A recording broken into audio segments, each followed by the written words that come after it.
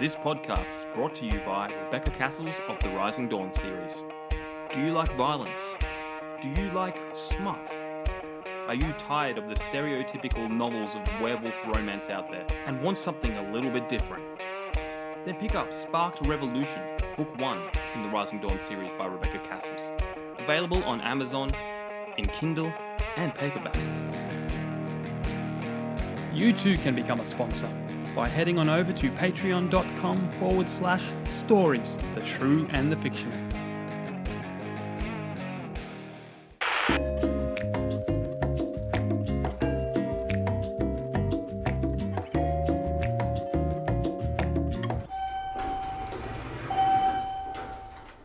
Hello guys, welcome to a brand new segment, the elevator pitch. We have so much interest in this podcast that we figured, how can we get more people on it?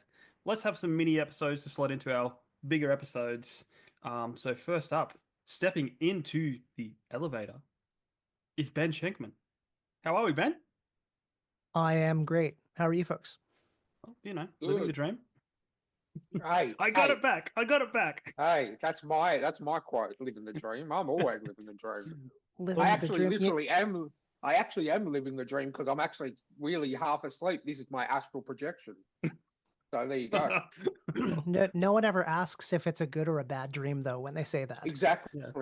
Nightmares are Exactly. still dreams. Nightmares are still dreams. Yes.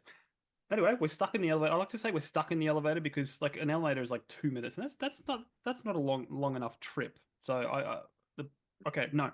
Ryan's just pushed all the buttons, so we've got a little bit of extra time. So why don't you tell us, who are you, Ben? Who are you? Right. I'm Ben Schenkman. I'm an urban fantasy author, and I write books that take place in a city called New Haven, Connecticut. Some people know that that's where Yale University is. It's not about Yale, but just that's the landmark people know about. Wonderful. So you got a book to plug or a series to plug. The floor is yours. We are trapped in the elevator. Pitch away. All right, so I have a series, and that series is called The Devil You Know. And it starts off with My Boss is the Devil. And My Boss is the Devil is about a young barista living a dead-end life in New Haven, Connecticut, that gets a chance to change his whole world by taking a job offer from the devil. Awesome. Okay. So that's kind of the very, very short elevator pitch for the first book. The rest of the books, there are two more, follow his journey as he makes some of those decisions. So it kind of traipses through Christian mythos, where we've got devil in the first book, we introduce God in the second book, and the third book, all rules kind of go out the wayside, and we start introducing other pantheons. Oh, cool. Such as, is there any teasers of the other gods that are going to come into it? I can tell you at least one of them because it's on the cover. So let's just say at least one Hindu deity shows up in the third book. Okay. Sounds right up my alley. I'm actually on Amazon looking at getting it right now. Excellent. You've because I'm a big fan of like the god mythos and like all the the Greek gods, the Christian gods, I'm a massive fan of the God of War games, of Percy Jackson, anything that kind of relation is right up my alley. So I'm definitely, and I'm a Kindle Unlimited member, which looks like I can get your books on Kindle Unlimited. So fantastic. Absolutely. And I'll say it's dark comedy. It Yep. approaches some relatively heavy topics in a humorous way. A lot of people consider the books on the cozier side just because it's not world-ending stakes. Yeah. But it covers a lot of really deeper topics like, do the ends justify the means? What is good and evil? Spoiler, it's pretty much other people, and capitalism is mostly what evil is. Cool. Awesome. All right, so where can people grab it? He said So- Kindle Unlimited, but is there any other place? So my books are available in pretty much all formats. So you can get it in paperback, hardcover, or ebook. The ebook is available only through Amazon and is available on Kindle Unlimited. The first book, My Boss is the Devil, is also available as an audiobook, narrated and produced by me. Oh, wonderful. And is also just won it won 2 indie awards from Nuggets Hidden Gems audiobook awards in January. Oh, congratulations. Thanks. Well, thank you for coming on the elevator. It's been a great ride.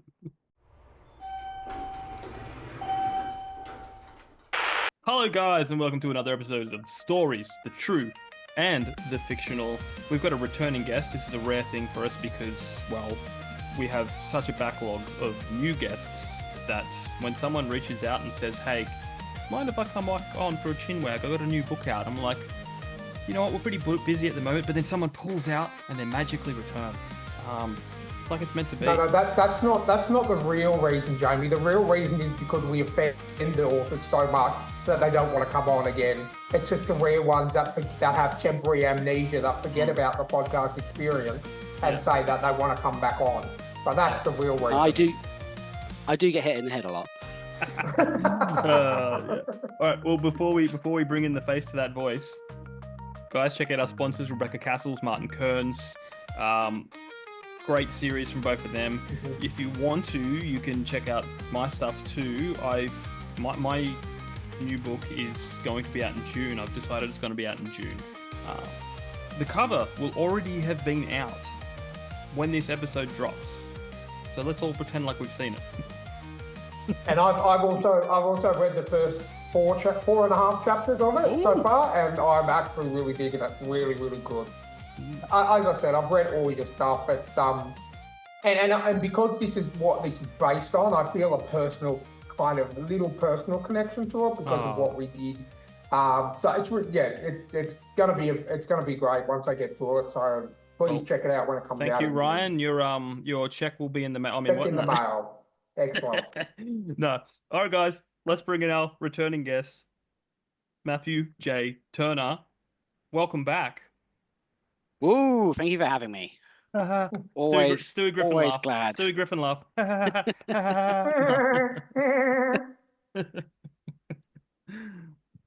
Thanks, Ben. guys. Glad to be back. Good.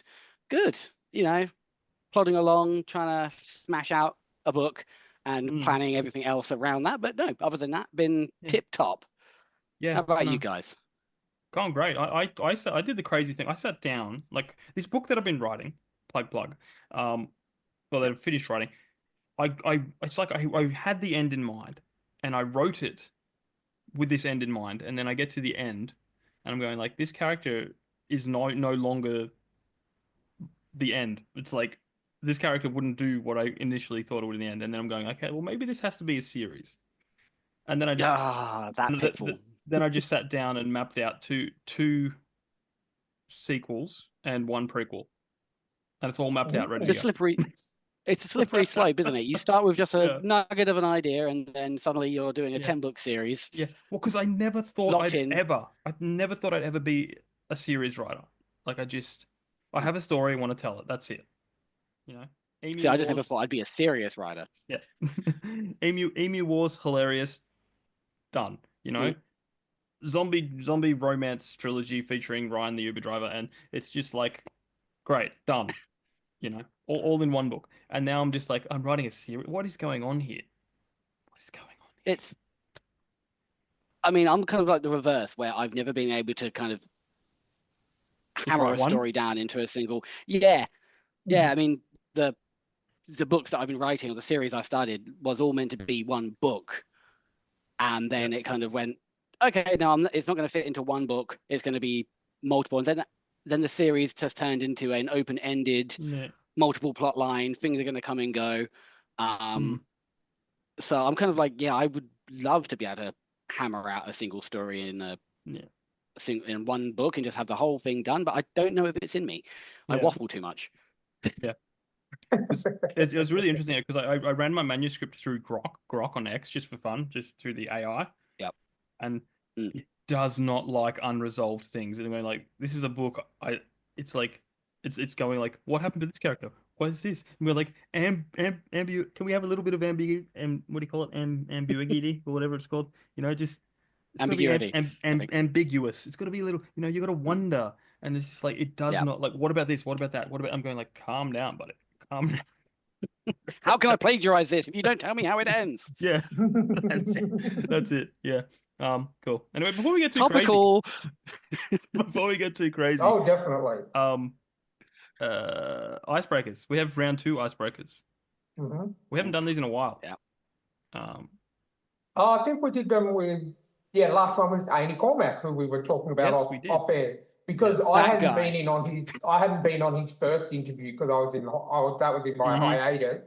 And funnily enough, Matthew, you were my first interview back. Yeah. After a 5 or 6 month hiatus. So it's very good to have you back on. It's my first double up in this session of Ryan. But yeah, I missed the first Amy Cormack interview. So to me, that was still kind of like my first time. So this is my official second time where the icebreakers count for a second time. I think we mentioned Amy Cormack almost as much as you say living the dream, Oh, look, I'm trying. I'm really trying. I'm trying to get him to jump on as a sponsor. I figure it's like those TV shows, back in the day where you used to go on and mention, I love Ford. Ford is amazing, and then you'd have a Ford Falcon in your driveway. Yeah. Well, So one day you're just gonna have an Amy Cormack in your driveway? Yeah, probably. Yeah, I'm happily have an Amy Cormack in my driveway. One of his many clones, like the clone I saw in that movie last night of Amy Cormack. Dead set, a dead ringer for Amy Cormack. You're famous, Amy. You're famous. All right, Ryan, do you want to kick it off? Yeah, sure. Okay, first question, round 2. When you were a kid, what did you want to be when you grew up? And you can't say writer. You can't say writer. I was going to say you can't say writer because that's just cheating. No, that's fine. I was so terrible at school with English. I left school at 15 because that was the leaving age when I was at school in the UK with a U in English, which is ungradable. So even writing a book wasn't even couldn't even fathom that. But then pretty much left school with zero idea of what I wanted to do in terms of solid. I didn't go to secondary education, didn't go to college or university or anything like that. The only thing I kind of wanted to do was I wanted to be a chef for a while. I signed up to go to a catering college, went for the first day induction, took a walk around and went, nah, just seems like a lot of hard work. It's pretty brutal. Yeah, they were walking around, it all seemed fine, and they were like, okay, this is the kitchens, and this is the stack of paper, or this is the coursework that you'd have to do, and a stack of paper like that thick got plonked onto the desk, and I was like, I thought this was just going to be cooking stuff. It didn't actually tell me there was going to be paperwork involved. So I kind of... Why is that guy fetal on the ground over there? Crying, on fire. Yeah.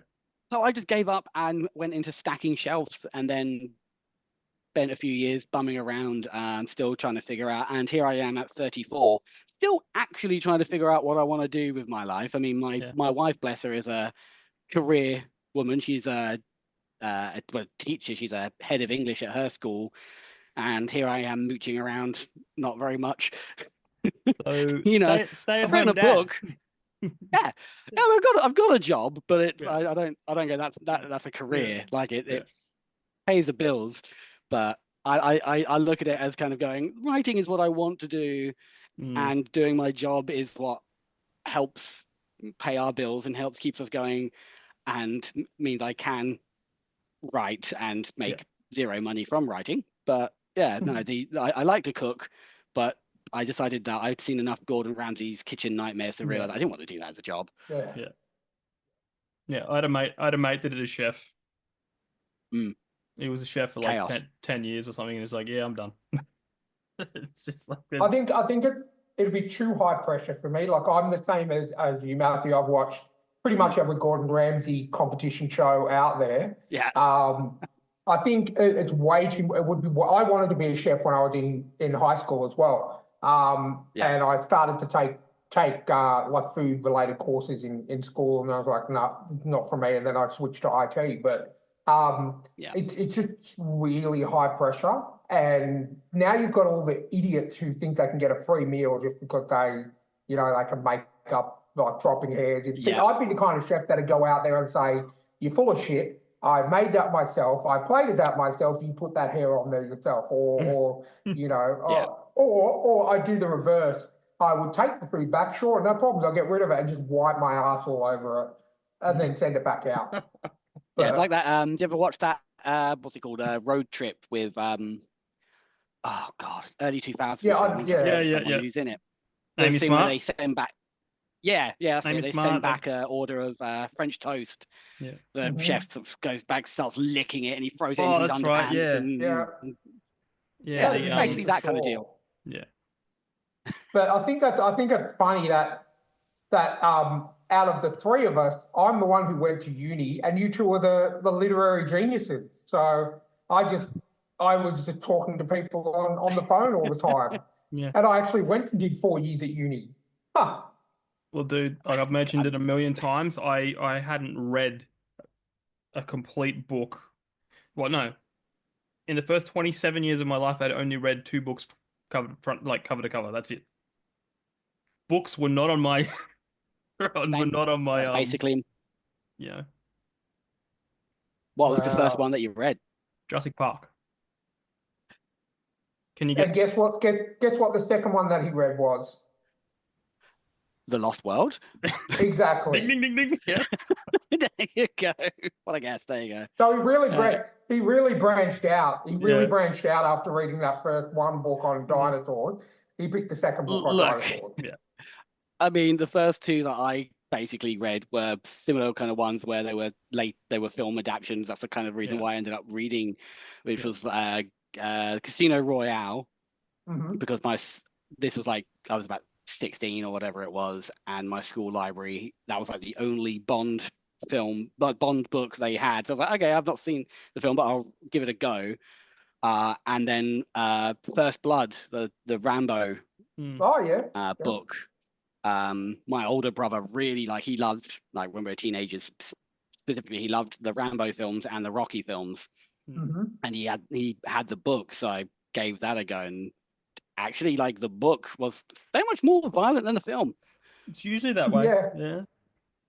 Same as Casino Royale is actually, I don't know if you read any other Ian Fleming James Bond books. But, eventually I read a few, yeah. Yeah, he's not the nicest guy, Ian Fleming. He's a bit racist, I would say. Yeah, a little bit. Yeah. Well, just a little bit. And we are being sarcastic. Was it like 1930s or something? 1940s when it was written or something? Casino Royale was 50s, 60s, I think. one of the first Bond books that was written was Casino Royale. It's strange that it took them so long to make it into a movie, but the movie is much better. Yeah, I mean, I think it was originally a movie in like the 70s or 80s, but it was like not made by the same people that were making the rest of the Bond films. Oh, okay, and I think it was a lot more kind of, I don't think it really was particularly true to the novel. I can't even remember who was in it, but yeah, it wasn't great. I think I've seen it once, like years ago. I don't know if it was the same over here, but before everyone had Foxtel or Sky or whatever, basically at least once or twice a year, standard TV in the UK would show all the Bond films all the way through one a week. And occasionally they would show the ones that weren't the traditional Bond ones, like that Casino Royale, and then the one that Sean Connery came back and did, Never Say Never Again, I think. Yep. But yeah, I think I've seen it only once, and it's not great. Yeah, I've got I'm a big fan of the movies because I've got the Blu-ray box set of all of them up until the latest one, which was I forget what the latest one's called, but I bought that separately. But I reckon honestly, Sean Connery was my favorite Bond until Daniel Craig came out, and I reckon he is really probably the most truest to. I haven't read all of the Bond books. I've read some of them. But Daniel Craig is probably the closest Bond in terms of reading adaptation to movie that are out of all of them. And before that, to me, it was Sean Connery. Honestly, yes. Honestly, I haven't seen a single Daniel Craig Bond film. Really? Not even Skyfall? Nope. Haven't. When they hired him and they were like, oh, it's going to be a lot darker and grim, I was like, I grew up watching the Roger Moore films as my favorites. I need like raised eyebrows and silly puns like Pussy Galore and so on, you know. Yeah. When they were like, oh, we're going to make this serious, that's not what I watch Bond for. Honestly, I was the same. I was the same in that retrospect. I'm like, okay, because I have watched the Roger Moore, I have watched all of them, the Sean Connery, Tim Dalton, Pierce Brosnan, all of them. Yeah. And I thought, okay, it's going to be different. And then I saw Casino Royale. And then I thought, okay, all right, like I don't mind. And the fact that they all sort of, like a lot of them linked together. And to me, I love things that play off each other. Like all the other Bond movies generally didn't really, you could stand alone. Pick any one of them. Yeah, you could pick any of them and go, okay, I'm going to watch this and watch them fine. Yeah. But with, especially with Skyfall, with Spectre, and the last one, they were very, very closely tied together. I really, really enjoyed them. So look, I would honestly say if you've got a spare, if you've got a weekend spare or something and you're looking for something to watch, give them a go because they're not as someone who's watched all of them, even the George Lazenby on Her Majesty's Secret Service, the one Australian Bond, Australian Bond, George Lazenby. But yeah, I've seen them all, and honestly, the Daniel Craig ones, they've become my favourite. So if you check them out, if you can, like definitely. Yeah, I mean, my wife and I, we've been kind of going through. My wife actually quite likes action films, so we've been kind of watching a bunch of action films. I don't know if she's ever seen any of the older Bonds. I think she has seen, I think, one or two of the more recent Bonds. I don't think she's ever seen any of the older ones. So we should maybe make that as an excuse for a Bondathon. I don't know if you've ever seen Alan Partridge, the Alan Partridge Show, like British TV series. There's an episode of that where it's a comedy show from the thing. Steve Coogan. There's a whole plot in an episode where he's trying to watch all the Bond films. I was gonna basically do something like that. But talking about the Bond films lining up, I'm pretty sure, like, I might be remembering it wrong, but I'm pretty sure like the two Dalton ones kind of follow on slightly loosely. They do have some connecting bits. I think there was three. I'm going to just consult God, aka Google. Because I quite liked him as Bond. He was, even though he was more serious. He was good. He was actually quite. I think it was a shame that he didn't do more, but. Okay, so he did The Living Daylights and License to Kill, so two of them. Yep. So that he was the Bond, I think, before. I think he was just before Pierce Brosnan. From memory. Yeah, because there was a bit of a gap. Yeah. Well, there was like a 5-year gap between them or something silly like that. Yeah. Definitely. So is your wife British too? No, she's Australian. Well, see, this is how you can get some culture into it. Get some British culture into you. Gotta watch some Bond. I feel like there's an Australian one, so tie it in, Yeah, exactly. Although no one likes. No, it's not. He's not very good. He's we almost got Hugh Jackman. He was up against Daniel Craig, and I think Hugh Jackman turned it down. Right. Turned it down. Bold. Hugh Jackman turned it down, and then and then when he saw, when he goes and sees Casino Royale, he's like, oh crap. That could have been me. Like that was his. It. That was his Sean Connery turning down Gandalf kind of. Look at the money that they offered him. Yeah. Well, I always think because Hugh Jackman's more like he's such a diverse actor, and he loves what he does, so it's not really about the money for him. True. That's the vibe. Yeah, he's pretty much happy to do most. Like kind of things. His dream role was Les Miserables. He would have done that for free if he could, I mean, he could have. Yeah, I was going to say he's probably living off the Wolverine. He's probably living off the Wolverine money by then too, so he probably could have. Yeah. Anyway, question 2 now. Yep. Watch out, JD. Watch out. Amy Cormack's going to want to come back on again. Beat the record. So if you could have a talking animal sidekick, what would you pick? Bonus points if you choose a voice. Right. Well, this is quite an easy one for me because, again, I'm going to bring my wife up. As my wife is constantly pestered with requests for, it'd be a duck because I bloody love ducks. Yeah. It's a British thing. I don't know why. I have theories. It's something I feel like it's a very British thing as a kid to go out like to the park and go to the pond and take some bread, which you're not supposed to do apparently, but no one gave a crap. No. And feed the ducks. It's a very thing. So now it's a very kind of like I keep trying to pester my wife. Let us get some ducks, but she says no because she's mean. Well, what would their voice be like? Like, can you think of an actor or a celebrity? I feel like it would need like you'd want a suave duck. Like you don't want a daffy kind of So bullshit going on in your ear. That would get annoying. Back on Daniel Craig now, then, eh? No. Yeah, you go full circle back to Craig. Yeah. Yeah, like I don't know, like I hard to think of a name, but like like I don't know, not quite a Stewie Griffin kind of British, but you'd want to your duck to be sitting there drinking a martini. Again, back to Daniel Craig, I suppose. Crap. Bond duck, Jane, yeah. Henry Cavill. Duck Bond. I was going to say Henry Cavill. Yeah. Henry Cavill and his natural voice.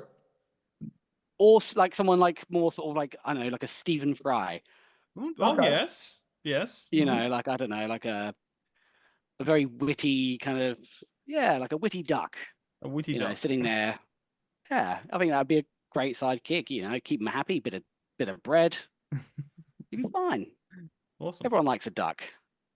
Quack, quack. Except for my wife, who hates ducks, apparently. I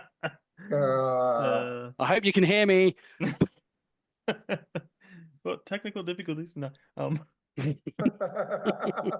All right, Ryan. All right, next question is your king/queen/supreme leader/president for a day.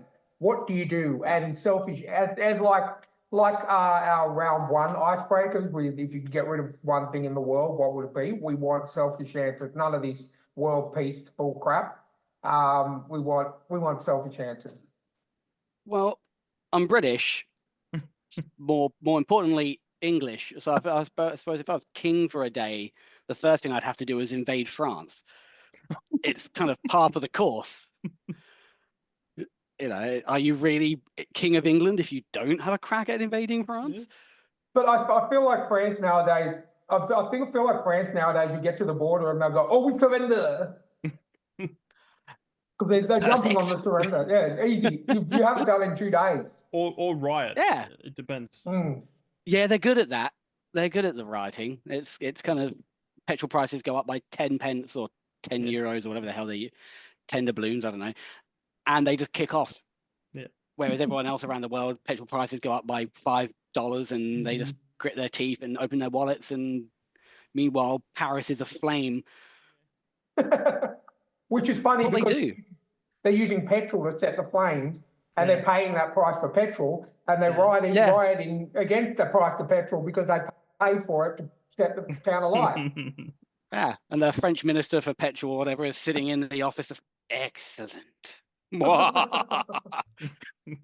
Or twirling his mustache, I feel like.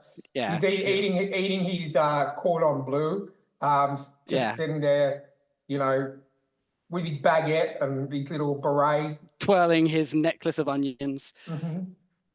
That's the point, because that's one of the I worked with someone over here, obviously in Australia, a young person who had never seen or heard of the sort of classic French stereotype of like black and white stripy shirt, the hat. Beret. Beret, that's right. Onion like necklace, baguette in arm. That whole stereotype. Yeah, like that whole stereotype. They'd never come across that before. And I'm like, that's very depressing as an English person to hear that people over here aren't dissing the French. Is this a bad time to tell you guys that I'm quarter French? Well, it's been lovely, guys. See you tomorrow. I go to riot. No. I actually think I have quite a bit of French in me, but I don't share that with anyone because I'm ashamed. Hey, well, my French ancestor actually did something pretty impressive, so I'm okay with that. But it's like when you go to a skate park and there's a guy on a scooter and he does a backflip, you go, impressive. You're still a scooter, but it's impressive. Yeah, impressive. like It's like yeah, we had an ancestor, like my auntie did the family tree thing and then went back, and then one of our ancestors fled France on a rowboat to escape getting their head chopped off. So they were probably noble. so you've got a castle somewhere in your name Yeah. that you need to go and claim. Yeah. But I probably don't even know what that name is. Because my father's side's Scottish, so we would go all the way back to Scott. You can trace that all the way back, but the French is so that's obscure. like a old alliance deal then. French, Scotland, you gotta alluding against the English. Yeah. Although saying that, we did the same thing in terms of a family thing, and I am actually less English than I'm more Scottish and more Welsh apparently. I'm like 2% Swedish. Yay! Don't know where from. Don't know where that comes into play, but only like 33% Welsh, 33% Scottish, bits and pieces of it, but only like 30% English. So very disheartened to find that out. Full accent now, so I guess it's all right. Yeah, although when I went back to England, I went over to England over Christmas to go see friends and family for the first time in 7 years, and apparently the Australian accent was a lot more prevalent than it used to be. Apparently, I'm finishing sentences with a lot more of a twang than I used to. Shortening your words. Yeah, he's just going to make the sentences as concise as possible. Yeah, but somehow adding more syllables onto the shorter words. That's it. It's the Australian contraction paradox. Yeah, makes perfect sense. Okay, so what book or story would you like to see adapted into film? Bonus points for picking a director and an actor and actress, but please don't choose your own book. No, well, let's just assume that's already made. In this world, it's already made. Well, my book would probably have the same issues that books from this series have faced. So there's been a few other adaptations of other books in the series. So it would probably be Guards from the Discworld series. But it would be very hard to do. I mean, I don't know if you've seen any of them, but there are a few animated adaptations of other Discworld stories, and there's a couple of made for TV adaptions. And there was that, I don't know if anyone watched it. I gave it an episode ago, and it was crap. They made a series called The Watch, I think it was, on Amazon a few years ago. That was based on the sort of the Watch from the Discworld series, and they completely just didn't stick the landing at all. But yeah, I'd like to sort of see a good adaptation to that. I don't know who you'd get to do. I mean, I'm not very savvy with directors' names. I know Spielberg. Yeah, that's about it. And I think this is probably below him. I'm not sure if he would. What about Peter Jackson? Yeah. I mean, I suppose it would did be Lord better. of the Rings. Yeah, but he also did The Hobbit. Yeah, but don't you feel like that was more of a cash grab, and he was forced to do it? Yeah. I don't know. I mean, I didn't mind the Hobbit films; they weren't terrible. No, well, let's put it this way: it should have been one movie. I mean, that's oh god, yeah. Why are you milking out? It'd be doing 9 movies of Where's the Green Sheep. Look, my son would watch that. He loved that book. I used to wreck that book to my nephew all the time. He'd be sit down. He's I think he's a toddler, and where's the green sheep? And I'm going, the last page. The plot twist is at the beginning. I don't get how they could I understand, yes, for Lord of the Rings, they're quite significant books. Yeah. Let's do 3 films. But The Hobbit was smaller than any of the Lord of the Rings books to begin with. And then they said, okay, well, we've kind of adapted the Silmarillion to go with The Hobbit, but still, that was even smaller book than The Hobbit. So why do we need 3 movies to tell the story when the story was told so well? Make it a 4-hour movie. I know it's money, but make a 4-hour movie. I would have much rather paid to see a 4-hour movie than 3 mediocre 2.5-hour movies. Yeah, 100%. Yeah. Yeah, I went and saw I saw all three of them in cinema, and I'm pretty sure I went and saw the third one like purely out of obligation, Yeah. rather than any actual desire to Yeah. get to the conclusion. I'd kind of had enough by that point of Like all the extra bullshit. Yeah, yeah. Like I was just like I feel bad if I don't go and see it, and Yeah. but didn't need to be done. Yeah. But Yeah. no, like I mean, Peter Jackson. I mean, I suppose he could probably do a good job, I suppose, of like something like Guards. I mean, I don't know if you've read it yourselves, and I don't know if you read like the Discworld books, but they have got that kind of like very unique feel that is kind of very hard to adapt to a live action. You'd probably get away with doing more of like a CGI or like. Well, I did say adapted to film, so technically you could make it an anime or a Yeah. 3D, like that Beowulf movie they did way back when. Oh yeah, God, the one was it Ray Winston, whatever his name is. Yeah. I can't remember that. Yeah, that was weird. That was a weird film.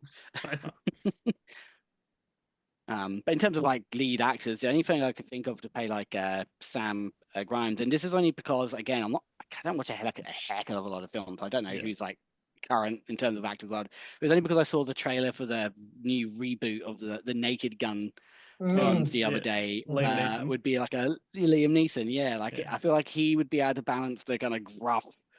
Yeah. With the sort of, because obviously he's showing that he can do.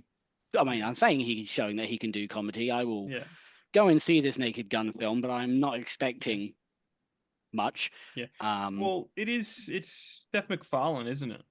I think he's producing. I don't know if he's directing. I think he's directing. He's directing. Okay. I have to verify it, but because he's good friends with Liam Neeson, so. Yeah, I mean, like one of the things that I would say would work. Could say is why like Liam Neeson can do comedy is that cameo he did in Ted. Yeah, that was where amazing. He's buying the breakfast cereal. Yeah. That was done very well. Yeah. That showed that he can do these kind of deadpan, serious kind of like comedic turns. Yeah. So I think the Naked Gun reboot will be solely based on the writing. I don't think it will be anything about. I don't think you could blame him if it turns out to be shite. Yeah. But yeah, like I mean, that was I think I would say he would be a good casting, as good as I could think of someone to do that role. Have you seen the skit he did where he's Santa? He's auditioning for Santa and he's just intense. Yes. It's just like yes. I watch you when you're sleeping. Yeah. Like so, he's got that down pat. Yeah. He's got it. He knows how to do that kind of comedy.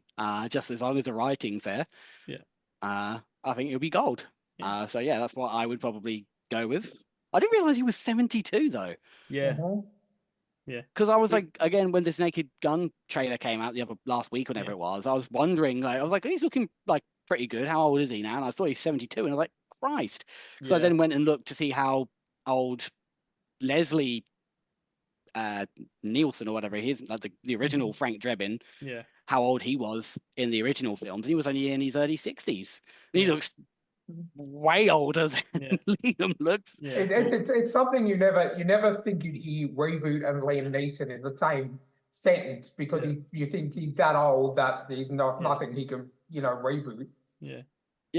But I think from the trailer, I watched the trailer a couple of times because I'm a massive Naked Gun fan. I've got all the films on Blu-ray. I absolutely love them. And the actual Police Squad TV series was great as well. They did like one season of that. Yeah. And so I'm like, okay, I'm going to watch it. And I enjoyed the trailer. I definitely agree with what you say about Liam Neeson. He has got that ability to be serious but to be funny at the same time. So I will definitely go and see it. But again, you're right, it comes down to writing. Like with Seth MacFarlane and Liam Neeson on board, you think it should be good. But again, it'll come down to the script. 100%. Yeah. Okay, question number 5. Now, this is a bit of a rebooted question. Last time you won this was Elon Musk related, and we felt, Right, yep. Love him, hate him, whatever. We're not here to talk politics, so we changed the question. If you know what I mean. You know? Okay. So We did get a lot of great answers because of the political side of it, but but you want to stay on air. yes, this is the Mhm. new question. Sponsored by Tesla. the new question is: Bill and Ted return in their phone booth time machine and say, "Whoa, dude, we're throwing a party of historical figures. Who should we put on our most bodacious guest list?" And we thought we'd limit it to maybe five people. No, all out, free range. Okay. If he wants the entire cast of Pirates of Penzance there, bring him along. I mean, I can do the first couple of verses of Modern Major General, so we can get down to that. My wife absolutely hates it. Well, no, I didn't even get to. I think I got to about 4 or 5 people, maybe. I didn't have much time to conjure my party list, so I kept it relatively short and sweet. I mean, More it is a pretty small phone booth. Yeah, exactly. You know, you don't want to be smelling other guys' breaths while you're traveling through a time vortex. Yeah. So I tried to keep it kind of kind of like, you know, trying to cover all bases. So I kind of thought, as your main party guy, you want someone who's can supply the booze, maybe supply the location. So I kind of thought maybe King Charles II, who was a bit of a party king, kind of the merry monarch, because he's it was quite a fun guy. You know, his father gets beheaded. You spend 10 years, whatever it is, on the run while England becomes a Commonwealth, and then they overthrow the Commonwealth and they invite you back to be king, and you're like, how do I restore the monarchy and keep the dignity of this office? You just become a wild party animal who has multiple mistresses and non-stop parties and wigs galore and all this kind of crap. So bit of a known party animal. So I feel like, you know, a couple of palaces, you know, you can host your gathering. After that, you need the entertainment. Well, again, I've reached into the depths of history, and I thought about a chap called Roland the Farter, who was a guy who was around during the reign of King Henry II, who would get every year at Christmas, he would basically have to perform a jump, a jump, a whistle, and a fart all done at once at Christmas at the King's Court. And for this, he was given 30 acres of land. Wow. I'll do that. Can I have that? Yeah. Yeah. That's a damn good deal. I would take that deal. Like, not much dignity in the office, but Christ, you know. Hey, Albo, if you're listening, I'll vote for you if you give me. Yeah. I suppose the trick is not. Don't make promises you can't keep, Jamie. We know you're not voting for Albo. I know. I mean, there might have been like a small thing in the fine print that if you followed through, then you got beheaded. I don't know. Yeah. But you know, that seemed like a pretty sweet deal, and that's great. That's a great party trick. Yeah. So that's the entertainment sorted. Roland the Farter. Then I thought you'd want a couple of people that can, you know, liven up the place with some entertaining stories. So I thought there's two guys here. One for sort of the there's always some hard-ass guy. He's got some kind of war stories or some kind of like all the fights he got into or whatever. So for a guy called Mad Jack Churchill, who was you know, Mad Jack. Great story. Slight deviation. I was going to do my own podcast a few years ago, which was like a history one. It was going to be called Forgotten Faces of History, and Mad Jack was going to be the focus on the second episode. I wrote this whole thing just reading into him, and just batshit crazy. So anyone who doesn't know, he was like a lieutenant general in World War II who went into battle with a basket hilt sword and a set of bagpipes. Yep. Supposedly has the last recorded like kill in battle with a longbow. Yeah. All sorts of, like, he traveled all around. I want to say it's Burma. I might be remembering. I didn't have time to go through all the old stuff that I wrote for his podcast, where he just traveled around whilst on deployment on a moped, basically, getting up to all sorts of. He had a crazy life after the war. He retired, and in his like 50s or 60s, he got into surfing and would surf on, like, I think it's like a tidal bore in England I think it's like on the River Severn, just like surfing in his, this is like in the 1960s. Yeah. Yeah. Didn't he? So yeah, didn't he get caught in a POW camp, and when he escaped, the war was Yeah. over, and he was annoyed that Yeah. the war was over. Yeah, he's one of those kind of I didn't get to kill enough people kind of guys.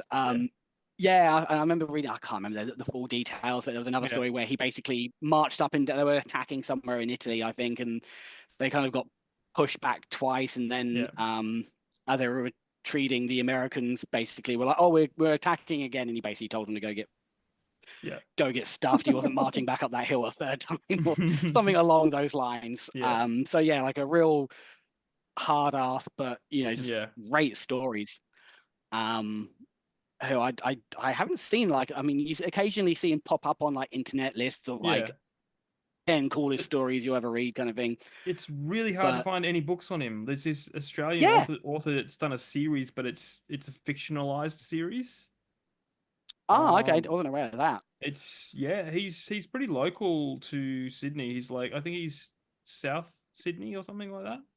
Okay, I'll have to look those up. I looked it That'd up be because I've been looking for books, and it's just like everything's out of print, and then the only thing I could find was this fictionalized, book of Mad Jack, and all that stuff. It's because he's such a cool figure. There should be a movie on this guy, Yeah, like if there's someone that they need to make a movie on, like this full of, you would have to stretch this into 3 fucking books, Peter Jackson. Yeah.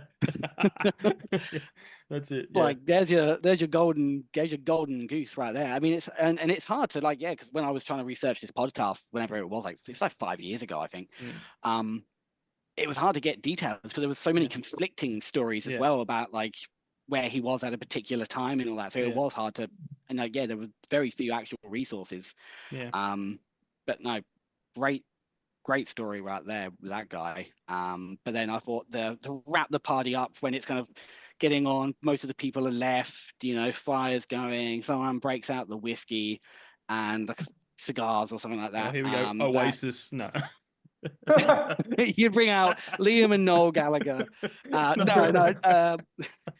Well, you'd want like an actual proper storyteller. So I've gone with Snorri. Forgive the pronunciation because I'm terrible with any kind of non-English language. So like Snorri Sturluson, who's like the Icelandic, he wrote like the Prose Edda and like a bunch of the other kind of like sagas. Just like when everything's winding up and you want just that crackling fire in the corner of the room, and I thought that would be a nice kind of band of people to kind of cover it sounds like you just wanted to get some guy to fart in a fancy party. It sounds like a pretty fancy much. party, and then there's this guy that farts. It's awesome. It's just look, if it's good enough for Henry II, it's good enough for me. Now, do they ever elaborate on the kind of fart it was? Like, was it like a trumpet fart? Was it like a whistle fart? Like, I mean, or popcorn fart? Do you know what? I don't know. He might have had a whole soundboard of different, whatever is literally in his arsenal of farts. That's why I went there.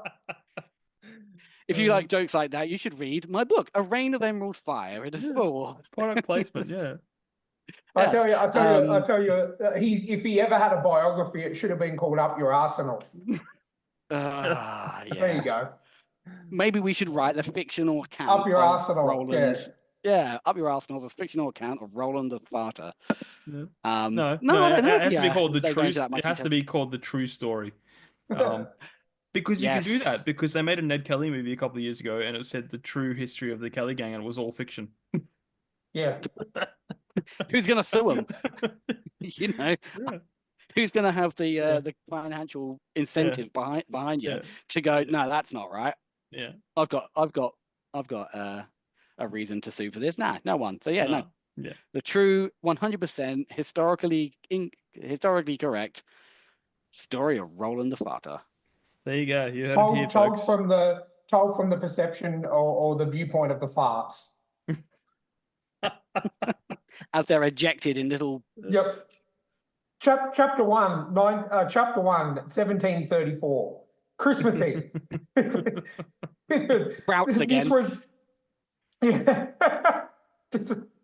Wow. Sorry, Yeah. I got something caught in my throat. It's not 1739 Christmas Eve. This is told by the popcorn, or this is told by the explosion, or the follow through. I mean, that's what they could call that could be the subtitle of the film. Oh, the follow through. Yeah, I like it. The follow through, yeah. Or that could be the book film, the sequel. Yeah, there you go. This time it's wetter. This time, yeah, not this time it's personal and wetter. There you go. I like it. Electric Boogapoo. I understood that reference. Yeah. I'm old. We're both older than you. We definitely understood that reference. Yeah. There you go. Someone had to. Stick around, folks, for the Patreon. We'll be talking about all the farts. Farts. I'll tell you a story about a mutual friend called Stephen. Oh, God. No. He's not a mutual friend. I could not stand the guy. No, yeah. Find out why. I hope he's not listening. Find out why on the Patreon. He won't. He messaged me No, like our once a year. Our podcast is not religious enough for him. Yeah. That's where me and him. That's where me and him had our downfall on Facebook. Yeah. If you want to find out what that downfall was, check out our Patreon. Oh. And I'll also be performing my several of my farts from up the Arsenal. Yeah, cool. All right. Yeah, if that doesn't get people into the Patreon, I don't know what will. Yeah, that's it. Well, you passed the second round of icebreakers, unless there's any more last-minute guests you want to bring along. No, I think that's my party wrapped up nicely. That's it. Cool. Well, are Bill and Ted invited, or is it too classy for them? I think it's too classy for them. I think they'll. They can wait outside, but what's his name? The guy with the leather jacket. Keanu Reeves. The Fonz. Rufus. No. Yeah, Rufus. Yeah, he can come. Come. George Carlin, may rest in peace. Yeah. He was so cool. cool. He would. Yeah. I didn't actually realize because there was like such a long gap between seeing that film. Yeah. Like, I watched Bill and Ted as a kid. Yeah. And then years later saw like Dogma and then other like stuff with George Carlin. And then it was like way afterwards that I saw Bill and Ted again. I was like, God. Yeah. It's like he's a lot ruder in these other things than he's in this. Yeah. Oh, he's got the best scene in Dogma talking about the guidebook to hitchhiking.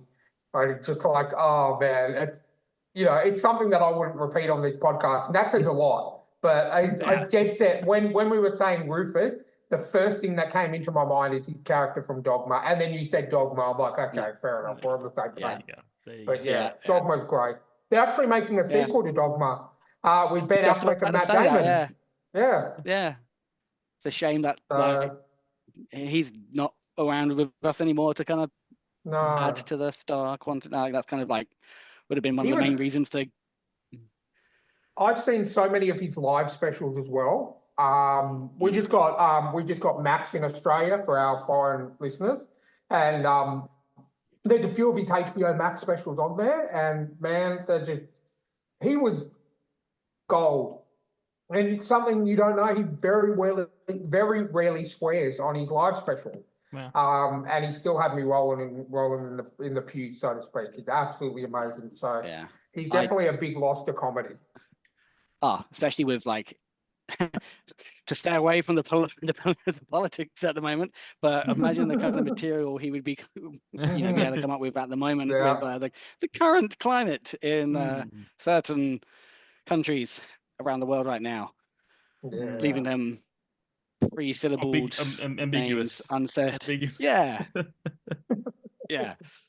But no, he was. Unfortunately, one of the good ones, but he did have a good innings. I think he was in his 80s when he passed away. So that's cool. Very good. But yeah. This podcast is brought to you by Martin Kearns and the Valor of Valhalla series. In the battle between two ancient evils, can one naive young man become the last hope against powerful creatures of legend? Beneath the Veil is the gripping first book in the Valor of Valhalla dark urban fantasy series. If you like reluctant heroes, infernal myths, and bloody epic clashes, then you'll love Martin Kearns' formidable foray into the unknown. So head on over to readkearns.com and grab yourself a copy of Beneath the Veil today.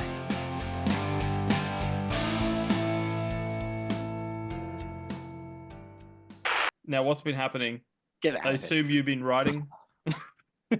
Yeah. I mean, it's pretty much the only thing I can really get done in my spare time. I mean, so book 2, A Path Fraught with Ruin, is on its way for publication, hopefully in about early September. Yeah. I've kind of got the second earmarked, so pending any. It's being edited at the moment. I've kind of edited it, like done 4 rounds of self-editing. Yeah. And now it's being like edited properly, like done by a Professionally. pair of eyes. Yes. So as long as it doesn't need some kind of drastic rewrites, it should be fine for September. You're gonna get a note. You're gonna get a note back that says, "Not enough Rufus. Where's Rufus?" Bring Not back enough the farts. extra Rufus. Yeah. Need more Roland the Farter. There's a distinct lack of Roland the Farter. Yeah. You can always smell his absence. Yeah. Yeah, there you go. But no, just polishing off book 2.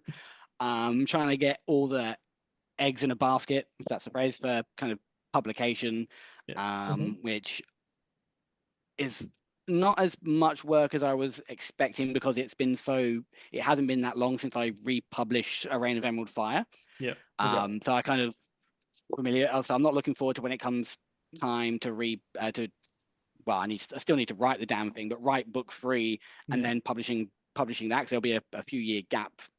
Because although it seems like it's I only republished A Reign of Emerald Fire last year, so it's only this year that I'm bringing out another book. Doesn't seem like it's taking me that long, but I finished writing A Reign of Emerald Fire like 5 years ago. It just took that long to get it out published, and then again, whereas this time it's a lot quicker. So having to now start a third book from scratch, it's actually going to probably be a bigger gap between the next book being published. But it's going to be a smaller book, so hopefully it won't actually take as long. I'm kind of hoping 2 years will be enough time, because this is kind of taking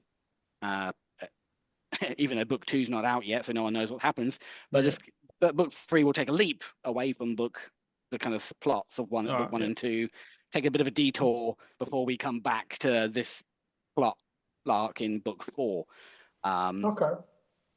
So is that like a time detour, or just location, or location, characters? So there's a character who will be coming across in book 2, who basically, when I first had the idea for this character, this would have been like 10 years ago, I originally wrote.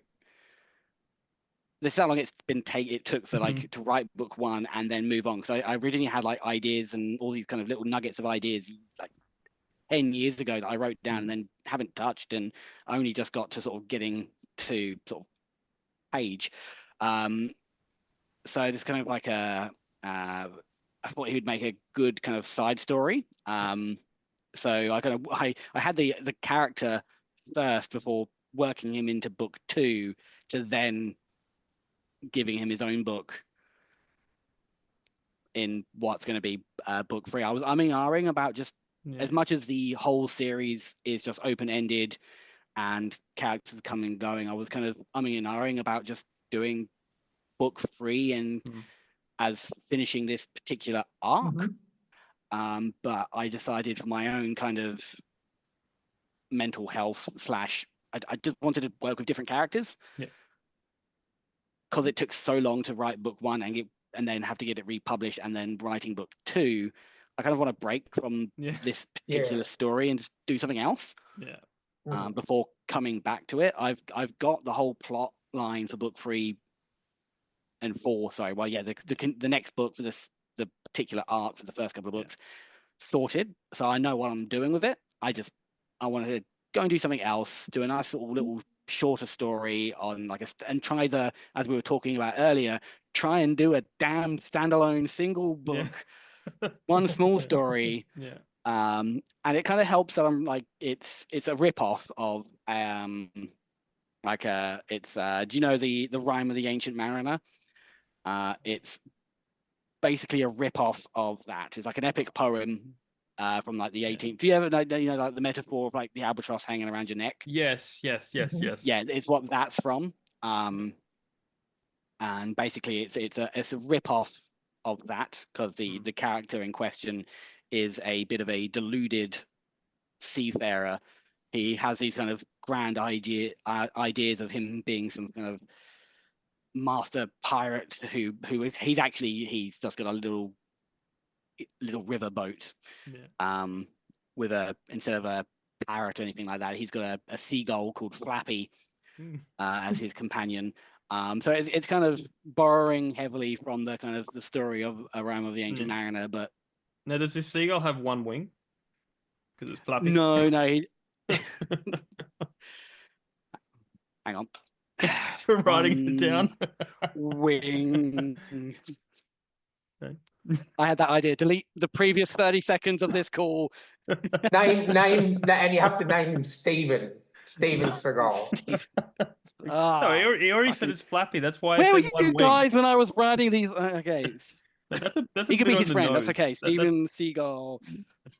He knew a guy called Steven. It's gold. He knew a guy called. Now he's gonna write a book about the seagull. What are you doing? It's gonna. Well, I didn't actually come up with that. I stole that from a Blake Lively Ryan Reynolds' wife film called The Deep.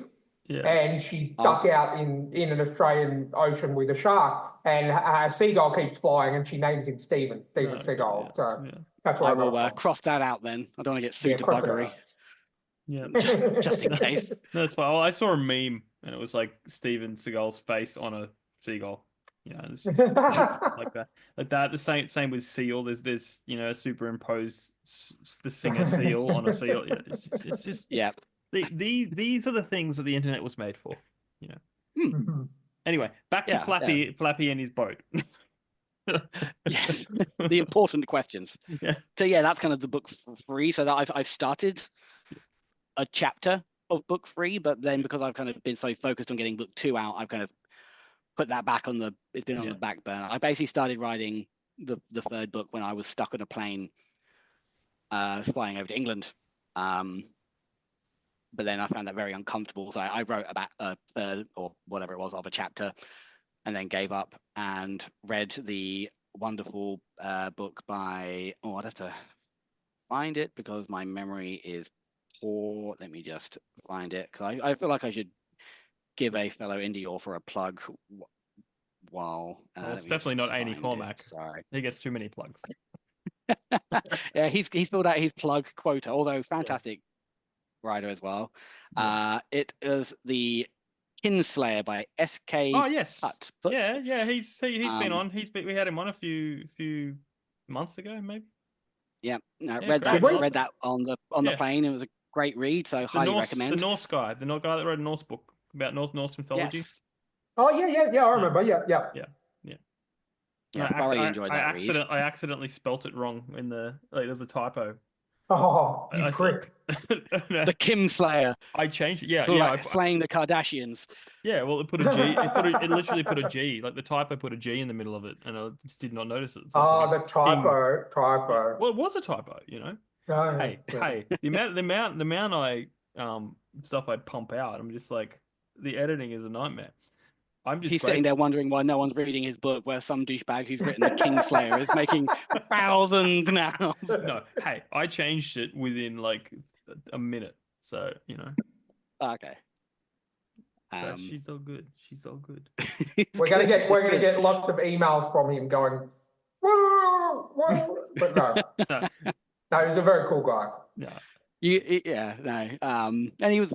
I had a But I left a review, and he was very nice to message me and thank me for it. So that was he's a good guy, and I think he's got another new book coming out. Yeah, that looks cyberpunk. very cyberpunky. Yeah. So he's very much got a I should be plugging my own bloody books rather than but he's got his tentacles into a lot of different genres, which is good. I mean, I couldn't do that. I'm very much a fantasy, maybe a bit of historical thing, but I couldn't branch out into something so drastically different. Yeah, it's like reverse me. Like I'm breaking into a series. Yeah. I start as I'll write this, I'll write that. I've even put stuff on the back burner because of this is a series now. So I'm like, okay, series away. Well, I must say, and it is not at all because you're paying me to say it, Jamie, but this your new book. I'm saying I've read everything. I've read everything that you've written. That's been you put out there, and Cora, I can tell how far you've come as a writer because it is so far the 4.5 chapters I've read is probably your best work so far. Yeah. Hey, I'm not just saying it. I read enough books to sort of know what I'm talking about, and it is definitely. That's love right there. That's love. I'm excited for you because I know once this book gets out, people will be me seriously. excited for the rest of it. Yeah. No. Don't go that far. Don't go that far. No, not at all. They will still think that you're not serious. No. I'm saying once it comes out, I think it's got longevity. Awesome. Whereas your other books, like you said, they're one and done. There's no real sequel to the Emu Wars. I mean, you know what I mean? Like I tried. I dabbled is with. There? No, well, I dabbled. Like I wrote down a premise, for another 2, and I was gonna have one be Birds of Prey on the backdrop of the, Darwin, the bombing of Darwin. Mm-hmm. Like, so that would have been happening at the same time. But then, like the best idea I ever had, but would be purely fictional, was the cassowaries. It would involve cassowaries. Their biggest threat in Queensland are wild pigs.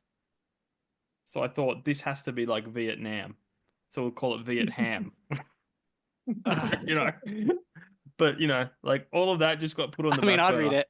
Yeah, I know. Like, so that idea's there. It's still, I've got the notes somewhere, but Locked in a safe. Yeah. But no, Emu Wars, it was a one and done. It's still selling. I just can't stop selling it. I'm not even trying.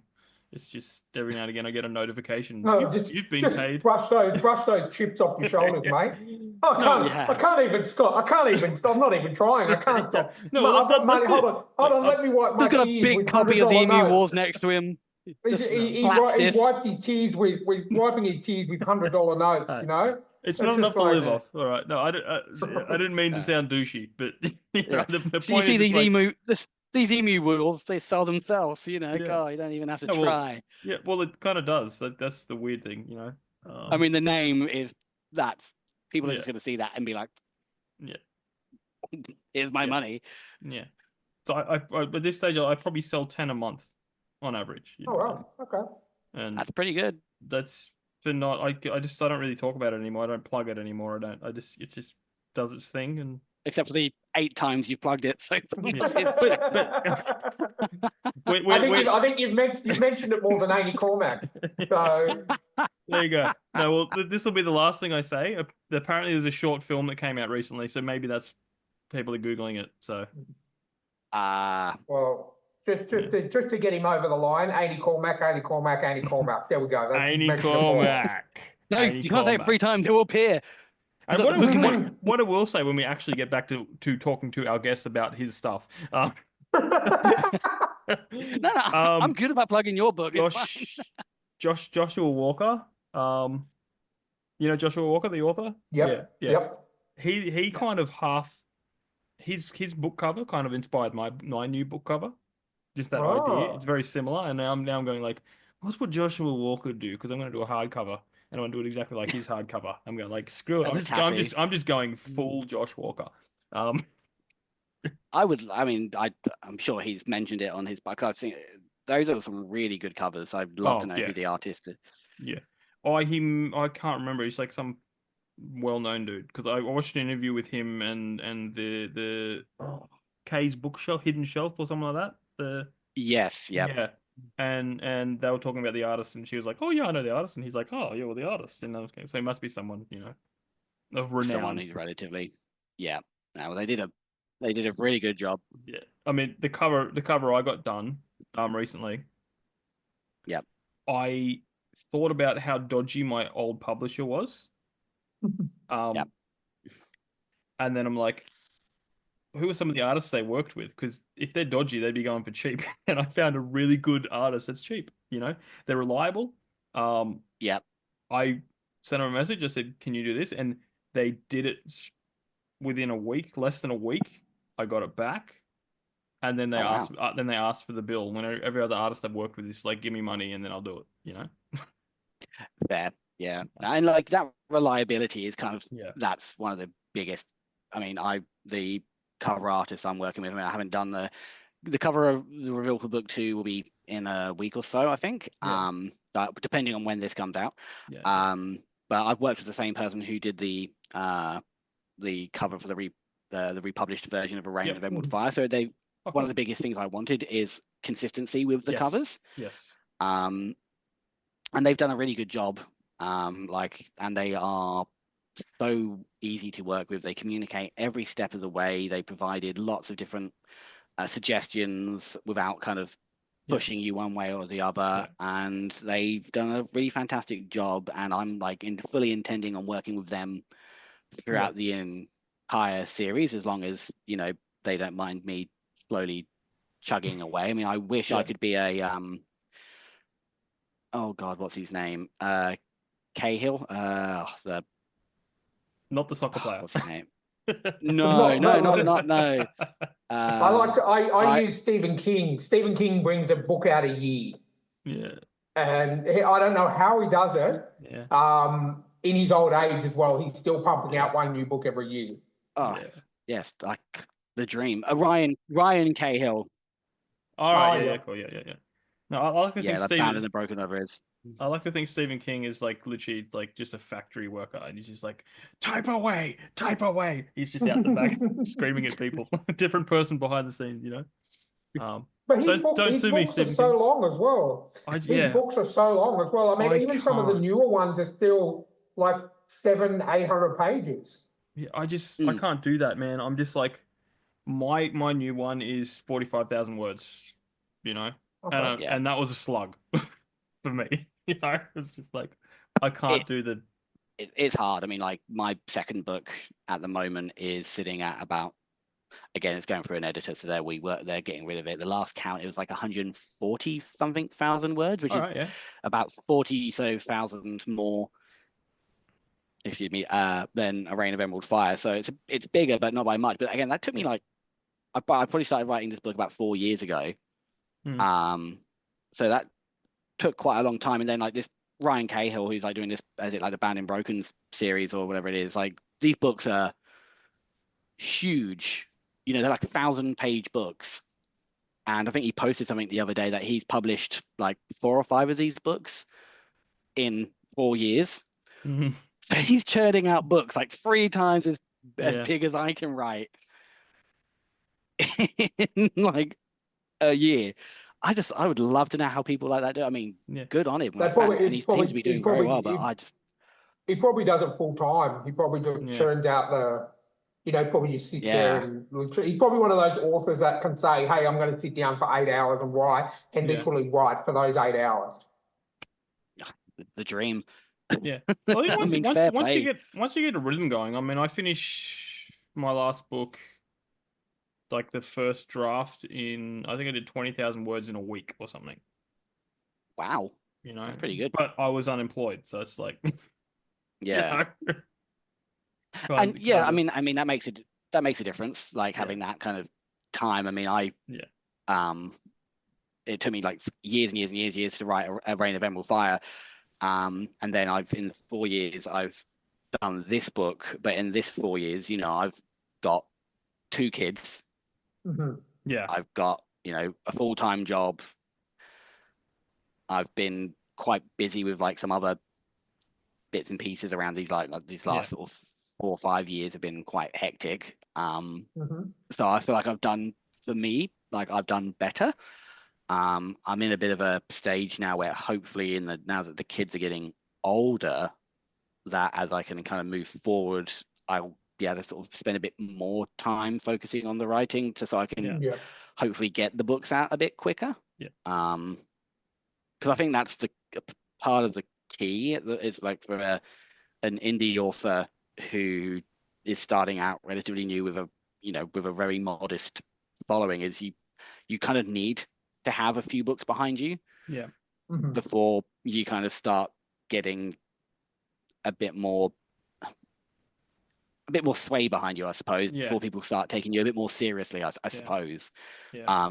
Because people need to know that you're going to, especially if you are writing a series. Yeah. Because if people don't expect you to ever finish that series, they're not going to start it. Yeah. So I feel like I kind of know in myself that I'm probably not going to be taken semi-seriously I don't mind about not being taken seriously because my books aren't serious. They're kind of silly anyway.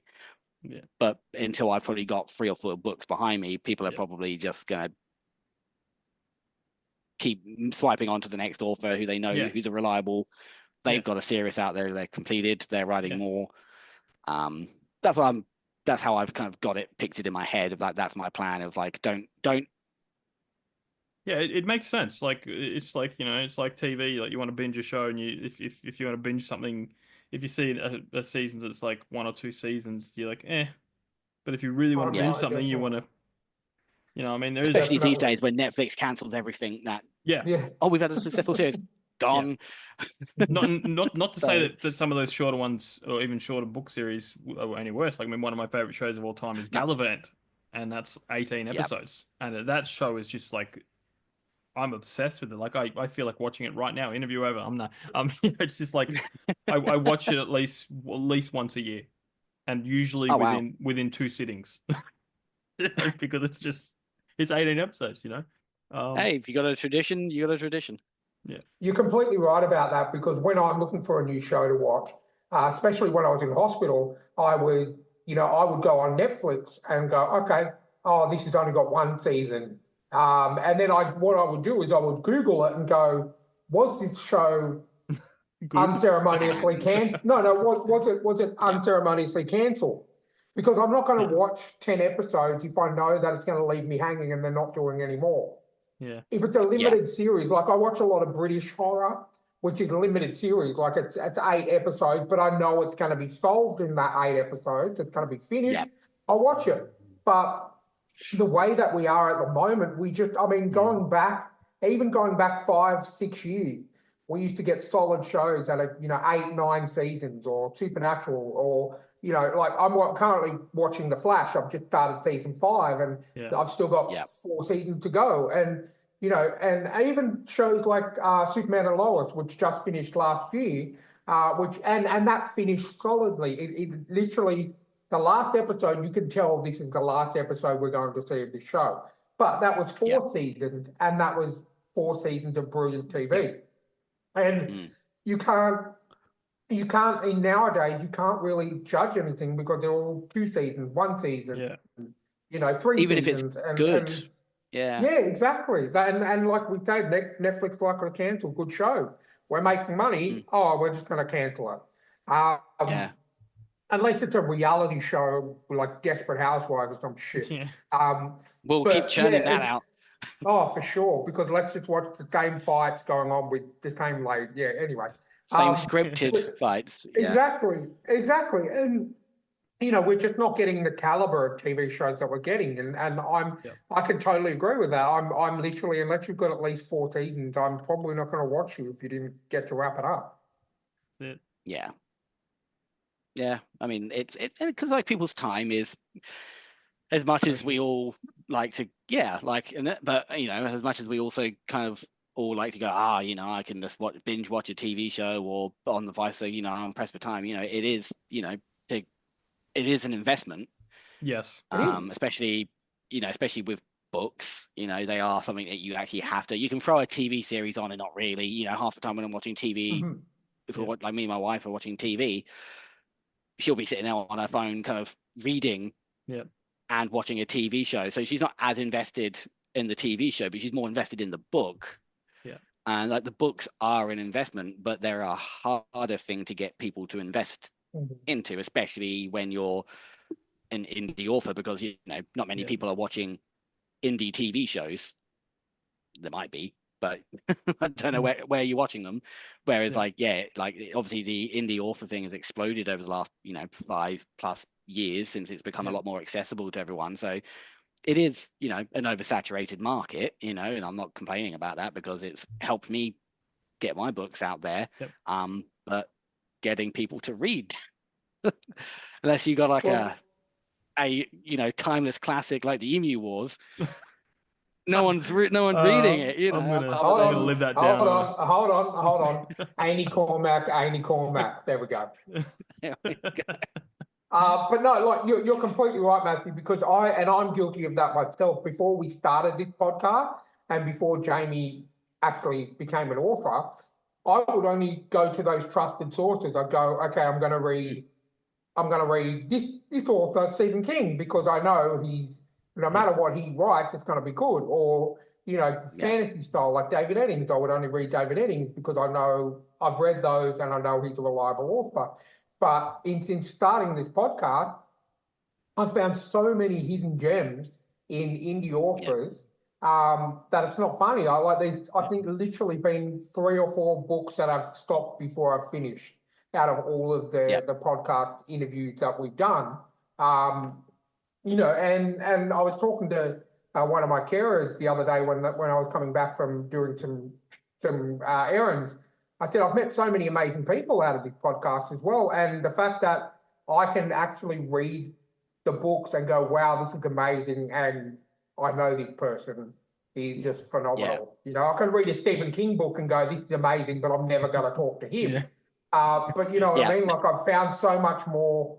And by reading these books and taking a chance on indie authors, like you said, it's actually opened my horizons up to going, okay, I'm on Kindle Unlimited. I'm going to take a chance on a few other indie authors that I haven't spoken to.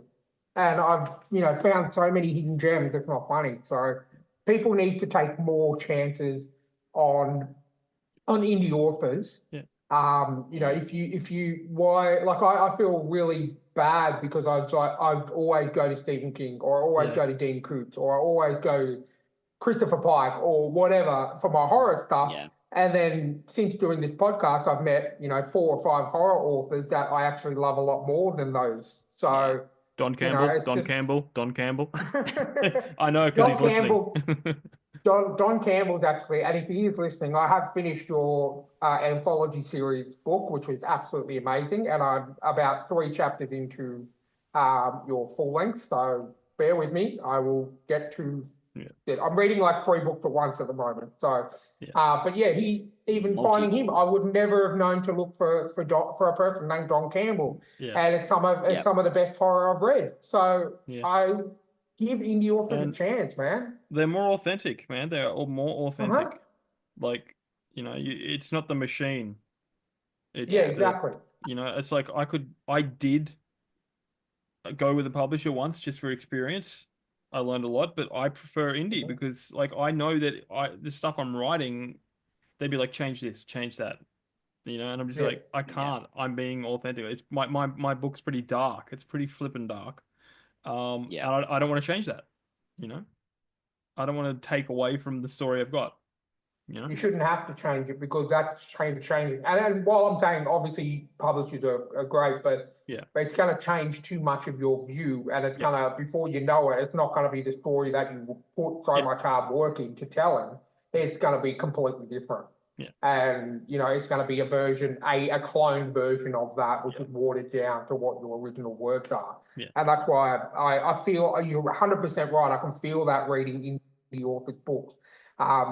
It is it's what come out of the mind is what's on the page. Whereas published books is, I guarantee there's like 50 or 60 different edits that have gone through. And you know what I mean? It's much more authentic. And like it's so much more accessible now. As much as I'm sure, like as indie authors, we would all love everyone to buy paperbacks or hardbacks or whatever of our books. But the fact that we can offer the ebooks Yep. to people. I know we don't make as much royalties from those, and things like Kindle Unlimited. I know there's this Amazon boycott thing going on at the moment, and some people are not kind of buying into that. But it's a great way of getting our books out there, and it's most quite often people will have indie authors will have their books for $1 or 99 cents or $1.99. Next to nothing for the amount of work that goes into it. And I mean, I've complained numerous times to my wife and many other people that it's amazing how people will pay exorbitant amounts of money for various other sort of trifling items or whatever, bits of tat or crap they don't need or don't want, or whatever like that. But then you ask them to pay $2 for a book and they'll scoff the idea of $3.99 for an ebook. I'm not paying that. I give away my ebooks for free for people that are going to review it. If you're going to review it, I'll give it to you free. Give me a review. Same. And that's worked a few times. I've gotten some real good reviews. I'm annoyed that people only leave good reviews. It's like I've got all like back on the Emu Wars. There's a few 4 stars, 5 stars, and there's someone who did a 1 star. They didn't say why. They just went 1 star. Yeah, and that's frustrating when you don't get an explanation behind. Like I've had a couple. I think I've had for Reign of Emerald Fire. I've had 3 2-star reviews, I think. And they've all been they all wrote like a detailed review, and I could tell like these are all people that I gave review copies to.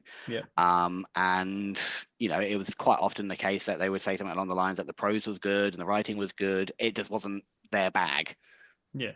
Which is fair. Not everything is everyone's cup of tea, and I know full well that I've given my book, which is just in case you haven't read it, it's a comedic fantasy kind of piss takey satirical fantasy book that I've given to people that didn't really know what they were signing up for, and I didn't really realize that they might have been. One person I gave to was I believe they were Portuguese, and they didn't really read much fantasy, and I was like, a lot of the humor is very British. I feel like it's just gonna go over your head, over their head. And another person I believe I gave a copy to was I found out after I'd given them a copy was quite a conservative Christian in like Texas or somewhere. And I was like, there's quite a lot of not dirty language or thingies, but it's just stuff that I know that's not really going to be their cup of tea. And lo and behold, they gave it a 2-star review. I've not had anyone 1-star it or give a review that's completely torn it apart.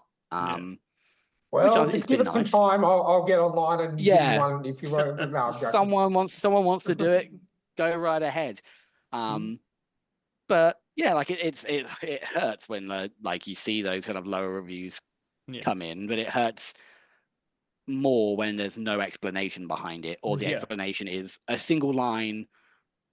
Didn't like it, 1 star or something, and it's just like, well, if it wasn't for you, I don't know. Everyone's probably got a different opinion on how they would like to review or rate. I feel like if you're going to 1-star or 2-star books on things like Goodreads or whatever, they should be like a minimum. You need to put a 50-line, 50-word minimum kind of reason why you're giving it 2 stars or 1 star or whatever. Well, that should be it, man. Because people like to review bomb. So I think if you're going to give it a 1, then you need to have a detailed reason why, and if you're going to have a 5, you need a detailed reason why.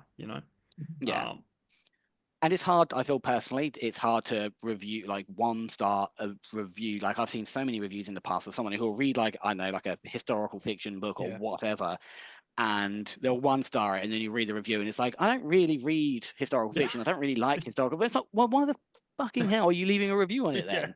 Like if it's not your cup of tea, it's not the book or the author's fault, unless you didn't like it because also the writing was terrible. That's fine. Like if it was sort of spelling and grammatical errors and plot holes, then fine. It'd be like reviewing the Adam West Batman and saying too much spandex, or it's just like you knew what you were getting into. You knew what you were getting into. And see, that's where I generally don't agree with people who, like you said, you've gotten 2-star reviews and they say this is not really, I don't really like this kind of book. I don't think that should be a 2-star. I think that should be a 5-star if they think your writing is good, the story is good, it's not just not for them.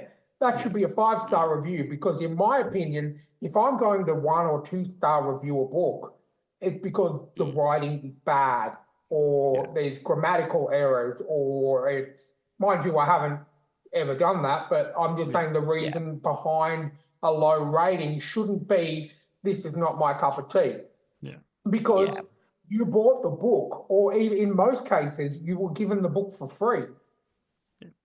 You know what I mean? Like, don't say that, because you need to give constructive feedback, because what can you do if someone gives it a 2-star and says, the writing was great, story was great, it was just not my cup of tea? What can you take out of that? You can't, there's nothing you can take on as constructive feedback. And I've had some great, like, I've always said from the beginning, because again, I didn't, when I started writing, I had no proper writing experience. I left school with very little, I left with no qualifications in English or anything. I always said I will be happy with any reviews of 3-star and upwards. Like, I'm fine with 3 stars. 3 stars, and I've had quite a lot of, I've had a good number of 3-star reviews, and a lot of them have been very constructive and actually like helpful reviews from people that haven't, like, I have not given review copies to people who've just picked it up. I'm more than happy for a 3-star or even like a 2 or 1-star review that's constructive, and people have been pretty. I've taken some of those on board. For as much as you don't always just want to take naysayers, feedback as gospel for what you should do moving forward. Some of it I've looked back on and gone, yeah, maybe I should have tweaked things slightly. And obviously, one of the things I was able to do with the republishing for A Reign of Emerald Fire was make some of those little tweaks. Like, one of the things I got early on was originally I used a lot of swearing, like modern, like I used, I don't know how. The C word, I don't know how strong the language we use on here. Like, obviously we said other one, but let's not bomb it too hard. I use that quite a bit. Whereas when I came to and obviously I saw a few reviews where people said that kind of took them out of the story. I believe I've actually spoken to our good friend Amy about this. He's come back again. Come on down. His ears must be on fire tonight.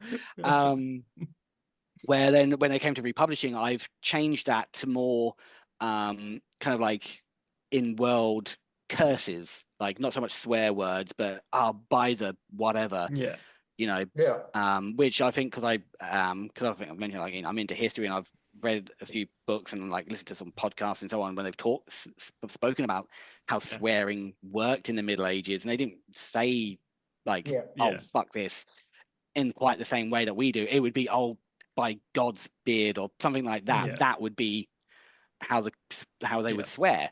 So I've kind of made those kind of subtle changes. So like, and anyone who's left a negative review, like, I certainly don't like, especially like the people who I gave review copies to, I asked them, and I've always openly said to anyone who's taken a review copy, like, I want your honest reviews. Don't be afraid. And I've never gone, oh, you left me a 1-star or 2-star review, I'm unfollowing you. I still follow everyone who's ever. I've never unfollowed anyone, and anyone who's left me a negative review, I've continued to support them, and they're the people that you want, because honesty is, it's what you want. You don't want everyone praising you every 5 seconds. I mean, it might feel good for a while, but like, it's just like, how can you get better at something? How can you grow if everyone's, pandering you? Well, it's like sitting exam in high school. If you constantly get 100%, you'll feel good, but or you're not going to know what you need to work on. And like, I review on Goodreads all the time, so I 100%. As soon as I finish a book, my Amazon Kindle is linked up to Goodreads, so I can type in a review. I've seen some shockers on there. I've seen 1 stars and all it says is shit book. I mean, like, what? Seriously, like. Thank you for using all of your vocabulary to write that review. But like, I just see or I didn't like it, 1 star. Okay. Why didn't you like it? I feel really bad for you guys, because that's why I put since starting this podcast, I put every bit of effort into why I'm giving this review. If I'm giving it a 3 or a 4-star, why am I not giving it 5-star? What took it out of getting a 5-star review for me? And as well, because it's not exactly the same, but I'm an Uber driver, or I used to be and I will be again. I get 5-star, 4-star, 3-star, 2-star, and I hate it when I get a 1-star with no comment saying, what did I do wrong? And you know, a lot of those people who give 1-stars are just trying to get their money back. But in saying that, like, why even bother typing 2 words and going to review a book with the 2 words if you're not going to give it a reason why? And that's why I always will 100% put at least 5 to 10 minutes into writing exactly what I didn't like about the book. So. Yeah, I mean, there's a great debate. I mean, you'll never be able to sort of please everyone and all that. And like, it's as authors, like readers they don't owe us anything, especially, you know, it's just the nature of the game. You know, not everyone's gonna like what you do. But it is hurtful when, you know, you see people who have put everything they can into their writing. And like, I mean, I dare say, like I've mentioned quite a few times, that my books are, you know, I don't take them too seriously. I like them, you know, I make them a bit silly and do that. Part of that, you know, going into a bit of a psychologist kind of thing right now, part of that is I know full well that if I was trying to take them too seriously and then people were hating on it, it would hurt more. Yeah. Whereas I'm going to myself, okay, it's fun, it's comedic, it's silly, it's not too in-depth. If someone doesn't like it, it wasn't for them. It's just silly, you know. It's kind of like a inbuilt protecting myself. Yeah, you know? exactly. Going in, you know, do you charge for these psychiatrist sessions? No, but you know, but like that's what, you know, that's part of what it is. So for people who do, you know, put everything, you know, you get some authors in there who do put their heart and soul into their writing, who then when people will just dismissively 1-star, didn't like it, or whatever. And again, everyone's entitled to their opinion, and you know, I'm never going to say no one doesn't have the right to share their opinion. It'd just be nicer if people could express it more coherently. But yeah, like that would hurt as an author. And I feel like we should at least expect, although not entitled to, for people to give a fair review if they're going to leave one. If they're going to take the effort to do a rating, it should be at least a fair cop, at least for those lower ones. Well, like you say, Matthew, everyone's entitled to their own opinion. I also like to say opinions are like arseholes. Everyone's got one. You know, but in saying going back to what you said about your writing, I 100% can agree, because I used to be a songwriter. I was in a punk band for 20 years and I would write the songs. Nice. And 9 times out of 10, our songs would be about nothing, because I was too worried about people coming back. If I pour my heart and soul into something, people coming back and hating that song because I wrote that. And I felt like it would take me out of the game. Like I wouldn't want to do it again. I wouldn't want to write again, because that's my heart and soul. And then same thing for you guys. That's your heart and soul on paper, you know, in a much larger version of what I would write a song. And in the few times I was lucky, in the few times that I actually put my heart and soul into a song, people liked it. But there's always that little voice in the back of my head saying people are not going to like it. And then that was going to bring me down. And I can completely understand what you mean, because for a very, very, very long time, all of our songs were about nothing. I mean, we had a song called My Dad Wanted a Girl, and the words, that was one of our most famous songs. We even, you know, and it was about nothing. It was about nothing. And another song, the one song we did a film clip about, was called Tits Out for the Boys. And it just means it's absolutely about nothing. But did it have a catchy hook? Yeah, of course it did. I wrote it. Got it. Anyway. No, I'm joking. No, but seriously, My Dad Wanted a Girl was a song we wrote when we were drunk on wine in about 15 minutes, and it became our #1 song for every time someone would go, oh, you're from this band, I remember My Dad Wanted a Girl. I still get people sending me picture messages on Facebook saying, look what I'm listening to, and it comes up as My Dad Wanted a Girl. Yeah. I am going to look for this as soon as but My Dad Wanted. What was the band name? I'm not going to tell you that. Spoil sport. All right. But Ryan, was it as amazing as that band that we used to play with that would only sing, what was it? We want to mosh. Yes, yes, we do. Do you remember that band? Oh. It was a band. It was literally like, we want to mosh. Yes, yes, we do. And like we played with some really bad bands back in the day. Yeah, oh yeah, Oh. for sure we did. Oh, I was in a band myself when I was like, Yeah. so I was like 15, 16, and we did like a battle of the bands thing once. And my friend Ben, who was a guitarist, he organized the whole thing, and we got there and we were like the only metal band. Everyone else was like, this was like 2005, 2006 ish. Everyone else was kind of like what do you call it? I can't remember. It's kind of like it's like indie kind of indie punky kind of like softy rock kind of thing. Yeah, and one band, what was the song? It was something like he's got big hair, she's got big hair. It was crap. Yeah. And it was like we were like the only metal band there, and we were like penultimate band on, and like no one was there for us. I remember getting really we were going to do 2 of our own songs and then a cover of So What, which Metallica did a cover of, but it's originally a cover, originally a song by a band called Anti-Nowhere League, I believe, which is, it's quite I don't, if anyone doesn't know what it is, it's quite, look up the lyrics, it's quite a sweary song with some very dodgy lyrics, and we changed it last minute because we basically felt like it wouldn't be appropriate. I kind of wanted to still go ahead and play it, but we ended up doing Whiplash by Metallica instead, like last minute change. But yeah, like that was a bunch of shit. The rest of the bands that day were absolute dog shit. Lovely guys, I'm sure. Yeah. Well, they might all be millionaires now, but I had the reverse of that once. We played at a metal gig. Everyone was metal, and we were a ska band. And that was the one and only time I've ever had underwear thrown at my head. Whose though? It was. I think. Okay. In all transparency, I think it was. Transparent. It was a dude. A dude threw it at me, but it was ladies' underwear. No, let's not go into this. I don't know, but that's just what happened. It's probably best left unanswered. Probably yes, some mysteries are best left unsolved. Cool. Well, look, before we go into our Patreon, why don't you tell us what people can expect about your second book? Well, it's going into so anyone who's read A Reign of Emerald Fire, I had a lot of people scream at me that A Reign of Emerald Fire ended on a cliffhanger.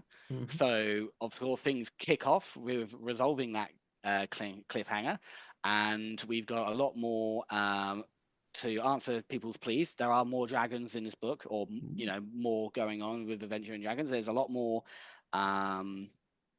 We've got a lot more character perspectives going on. So we're going to see in the book 1, you had a lot of Brolo, Samwat, and Yolonia. We've got a few other characters popping up, a lot more silly references. That one of my, I'm just going to sing my own praises here. One of the best rip-offs of Macbeth's like witches, I would say, in fantasy that you'll ever read. I have chuckled numerous times to myself during the editing stages of this book when getting to this chapter.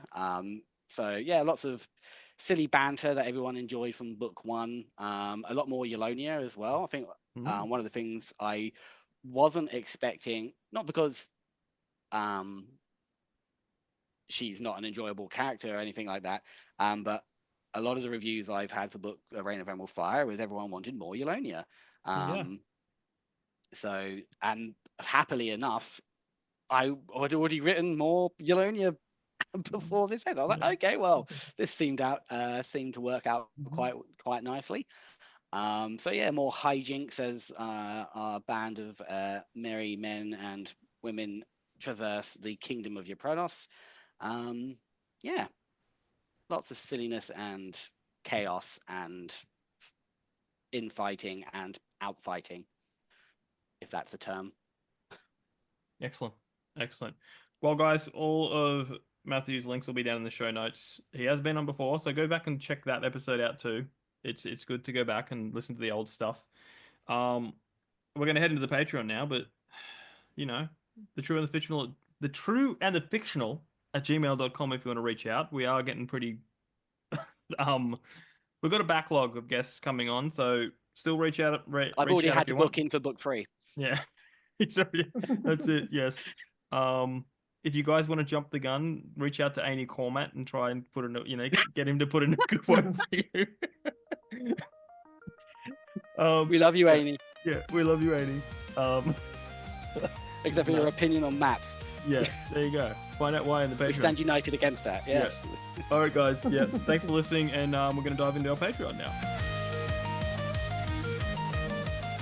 You can say both. I mean, kind of like it's... No, you can't. No, you can't. One answer, one It or the defeats the other. purpose of the questions. I took the leap into June purely because there's an Iron Maiden song based on June, and that kind of that influenced a lot of my reading sort of choices at that point. Cannot stand him as an actor. I really want to punch him in the face. But that is probably Tell us one how of you the really best. feel. Come on, this is me we're talking about. I will tell you, literally, the only, I would not Hang piss on, on him Patreon to viewers. put him out if he's on fire. Which book would you want to jump into? Maybe the true account of Roland the Farter. A history book. That's very. I haven't even thought about that concept. You can, if you jump into a history book, then that's a cheeky way of time travel. If you could combine the works of two different authors, which two would you choose? And you can't say yours and Aney Cormat's. No, you can. What a book, though. What a book.